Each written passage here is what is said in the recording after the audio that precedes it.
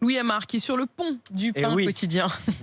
Louis, le magazine 60 millions de consommateurs tire la sonnette d'alarme sur les médicaments en vente libre en pharmacie et sur l'automédication. Oui, selon l'Institut national de la consommation, des milliers de victimes sont à déplorer chaque année en raison d'un usage inapproprié ou d'effets indésirables de médicaments en vente libre. Le magazine a étudié 132 produits qu'on prend tous très régulièrement pour lutter contre un rhume, un coup de fatigue ou des troubles du sommeil. Résultat, seuls 10% d'entre eux seraient à privilégier. Pourquoi ? Eh bien parce qu'en réalité, la plupart de ces médicaments en vente libre peuvent être à l'origine de problèmes graves, voire de problèmes mortels. Par exemple, la pseudoéphédrine qu'on retrouve dans quasiment tous les médicaments contre le rhume peut entraîner des troubles cardiovasculaires. On découvre également que même le paracétamol, pourtant classé vert par 60 millions de consommateurs, est la première cause de greffe du foie d'origine médicamenteuse en France.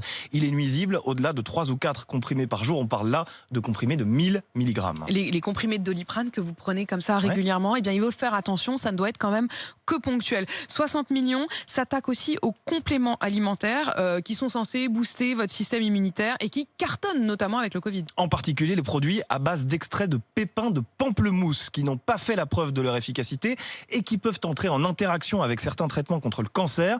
Selon 60 millions, 55% des compléments alimentaires seraient tout simplement à proscrire. Puis il y a aussi le problème des additifs. Par exemple, le dioxyde de titane qui est interdit dans l'alimentation car potentiellement cancérogène n'est toujours pas interdit dans ces médicaments. Or, une étude vient justement de montrer que cette molécule peut traverser le placenta et atteindre l'environnement du fœtus pendant la grossesse. Et l'Institut national de la consommation réclame une nouvelle réglementation précisément sur ces médicaments qui paraissent anodins. Oui, il demande en particulier la présence de notices claires et lisibles dans les boîtes de médicaments sans ordonnance parce que souvent les notices sont écrites en tout petit, on n'y comprend pas grand-chose. Idem pour les boîtes de compléments alimentaires avec des informations sur leurs effets secondaires, par exemple ceux des plantes. Et vous témoignez ce matin sur RMC en nous appelant au 3216. C'est le cas de Thierry qui nous appelle de Toulouse. Bonjour Thierry. Oui, bonjour, vous m'entendez ? Bonjour Thierry, je vous entends parfaitement. Vous vouliez témoigner parce que vous-même, vous avez été victime d'automédication excessive. Oui, c'était en l'an 2000, puisque j'avais une sinusite allergique qui me faisait beaucoup de problèmes. Oui. Et donc, j'ai pris pas mal d'Actifed jour-nuit de chez Pfizer, pour ne pas le nommer.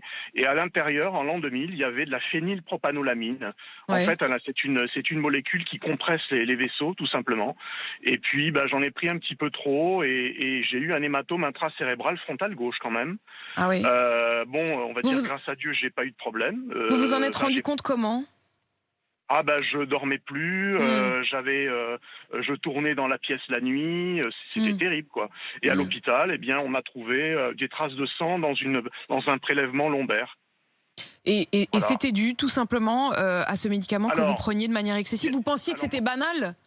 Je pensais que c'était banal. Après, effectivement, avec les recherches que j'ai faites, sur différents bouquins et autres, et on m'a dit que c'était de la phénylpropanolamine. Bon, après, le laboratoire a changé.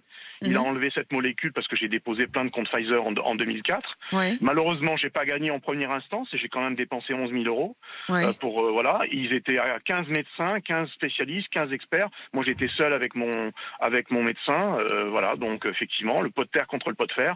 Et malheureusement, voilà. Et dans la notice, puisque j'ai encore la notice de 2000, il n'y avait rien concernant des problèmes. Il n'y avait pas d'alerte, il n'y avait pas de mise en garde.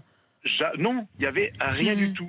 Et si j'avais continué dans ce procès, j'aurais peut-être gagné.